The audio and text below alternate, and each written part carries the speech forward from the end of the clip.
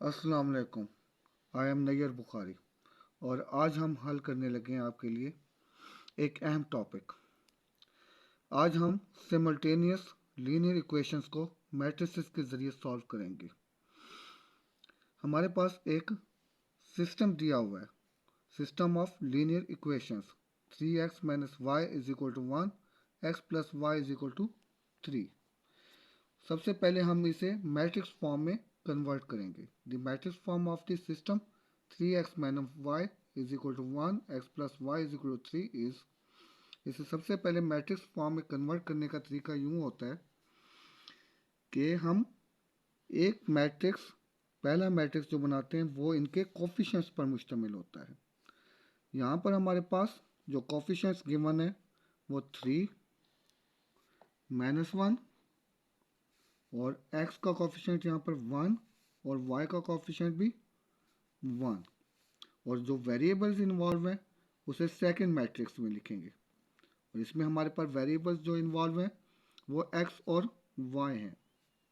इसके बाद इक्वल है, और इक्वल के बाद जो हमारे पास कॉन्स्टेंट्स मौजूद हैं वो उसे एक अलग से मैट्रिक्स में लिखा जाएगा, जो कि हमारे पास है 1 एंड 3।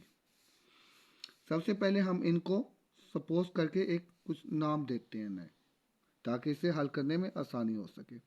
कोफिशिएंट्स को हम a नाम दे रहे हैं और जो वेरिएबल्स हैं उसके लिए x इक्वल, और जो कॉन्स्टेंट्स इन्वॉल्व थे इसके लिए b।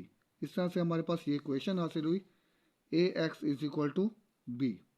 क्योंकि हमने x मालूम करना है तो हमें x अकेला चाहिए लेफ्ट साइड पर, तो हम यूँ करते हैं कि a को राइट साइड पर शिफ्ट करने लगे हैं। अब x इज इक्वल टू हमारे पास a जो है वो राइट साइड पर जाकर a इन्वर्स में चेंज होगा, a इन्वर्स b। अगर हम इसको सॉल्व करें तो हमारे पास x y दोनों की वैल्यूज़ मालूम हो सकती हैं। अब हमें इसे हल करने के लिए सबसे पहले a इन्वर्स चाहिए। a इन्वर्स के लिए हमें एक फार्मूला मालूम है। a इन्वर्स बराबर है हमारे पास 1/a determinant multiply by adjoint of a। इसके लिए a इन्वर्स मालूम करने के लिए हमें दो चीज़ों की ज़रूरत है, एक a का डिटर्मिनेंट और दूसरा एडजॉइंट ऑफ a। इन दोनों को ज़रा मालूम करते हैं। a डिटर्मिनेंट सबसे पहले इसे मालूम करते हैं, जो कि ये तय भी करेगा कि इसका इन्वर्स पॉसिबल है कि नहीं।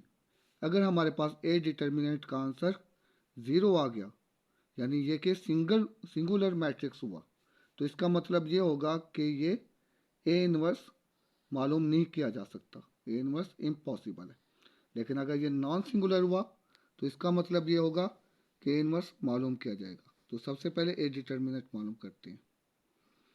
a मैट्रिक्स हमारे पास गिवन था 3 - 1 1 1।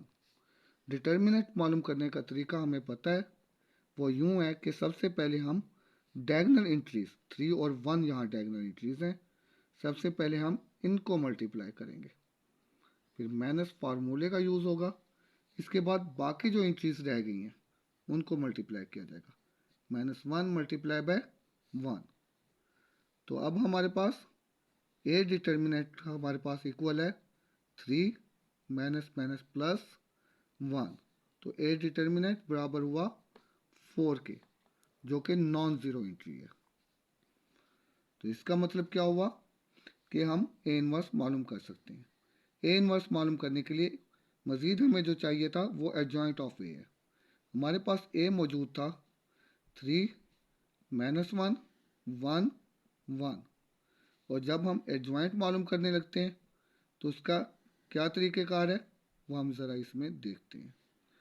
तो इसमें हमारे पास सबसे पहले हम क्या करते हैं, डायगोनल एंट्रीज़ की जगह तब्दील कर देते हैं। डायगोनल में हमारे पास क्या थे 3 और 1, इनको आपस में चेंज करने लगे, और इसके बाद हम जो बाकी एंट्रीज रह जाती हैं उनके साइन चेंज करते हैं। तो -1 चेंज करेंगे +1 में और +1 चेंज करेंगे -1 में। यूँ हमारे पास एडजॉइंट मालूम हो जाएगा। अब हमने ए इन्वर्स मालूम करना है। ए इन्वर्स का हमारे पास फार्मूला था 1/a determinant multiply by adjoint of A. अब ये दोनों ए डिटर्मिनेंट और एडजॉइंट ऑफ ए हमें मालूम हो चुके हैं। तो A inverse equal to 1/a determinant हमारे पास क्या था, इक्वल टू 4, और एडजॉइंट ऑफ ए जो मैट्रिक्स है वो हमारे पास है 1 1 -1 3। अब ए इनवर्स मालूम हो चुका। अब हम इसे, जो मेन इक्वेशन थी हमारे पास, x is equal to A inverse B, इसमें ए इनवर्स की वैल्यू दर्ज करेंगे और बी की वैल्यू, उनको मल्टीप्लाई करने से हमें एक्स वाई मालूम हो जाएगा।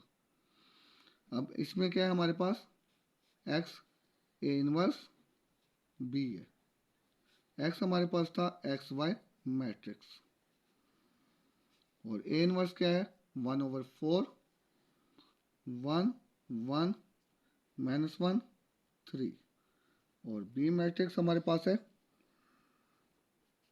1 और 3। एक्स वाई मालूम करने लगे। 1/4 पहले मैट्रिक्स को मल्टीप्लाई कर लेते हैं, फिर नंबर को अंदर मल्टीप्लाई करेंगे।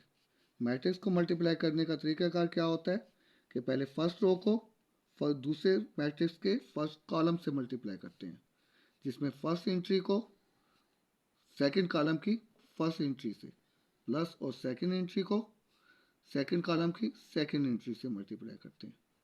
लिहाजा हमारे पास क्या हुआ कि 1 को 1 और प्लस 1 मल्टीप्लाई बाय 3 होगा। इसी तरह से अब सेकंड रो को भी फर्स्ट कॉलम से मल्टीप्लाई किया जाएगा, -1 multiply by 1 plus 3 multiply by 3 होगा। एक्स वाई जो हमने मालूम करना है इक्वल टू 1/4, और यह हमारे पास आया 1 + 3 और -1 + 8। एक्स वाई जो हम मालूम करने लगे हैं इक्वल है हमारे पास 1/4, 3 + 1 = 4, और 9 - 1 = 8। एक्स वाई अब हमने क्या करना है, ये 1/4 जो एक नंबर है, इसे मैट्रिक्स से जब मल्टीप्लाई करेंगे तो उसकी तमाम एंट्री से मल्टीप्लाई किया जाएगा। तो 4 मल्टीप्लाई बाय 1/4 और 8 मल्टीप्लाई भी 1/4। अब हमारे पास एक्स वाई जो हम मालूम करने लगे हैं, इसमें हमारे पास क्या होगा, 4 कैंसिल होगा 4 से, तो 1 और 4 2 8, तो 1 और 2 ये आंसर है, यानी x इज इक्वल टू 1 और y इज इक्वल टू 2। अगर आपको ये वीडियो पसंद आई हो तो इसे लाइक और सब्सक्राइब ज़रूर कीजिएगा।